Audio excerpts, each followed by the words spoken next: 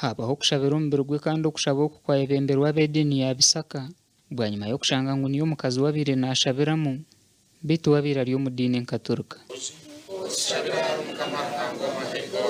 Dr. Mpagi okuba kubi kibiireho omu biro bishatu byonka kandi babiire nibateekateeka okumutwara Agakani bitu yafa batakamutwire. Okushaba kwayebemberwa omukwendo wahabura abantu kureka kuteekateeka ngu noobaasa kushabira omuntu Ruhanga musaasire bitu ngu abantu baine kukora ebirungi baba nibenda okusaasirwa owa Ruhanga. Ebirungi byakozire omuntu omu n'enshuro ezakozire omuntu omu ogwo n'omulimo gwa Ruhanga okumubuuza. Obiire naatuura nawe Dr. Wagaba James yamugambaho nk'obiire ari omuntu w'obwengye obw'ekika ky'ahaiguru. That he trusted me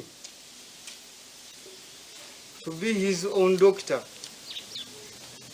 And right now, I want to assure you that even when we have lost Dr. Mpagi, he has been very successful because he has left successors behind.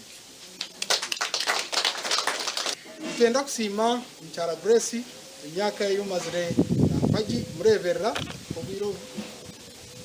Tugaruka tusiima abashaho boona abagerezeho kurwana amagara ga Dr. Mpagi abo kandi borabora Dr. bwire kukuhika abandi kandi nibo bakukuragurira nabo takyeragurira.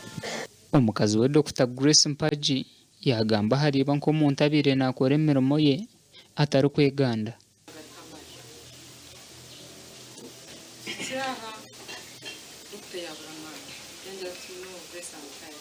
Omugyenzi yafiire aha myaka 53 kandi yasiga efaakazi naija kuziikwa omu Rutemangaro omu disitulikiti ya Wakiso.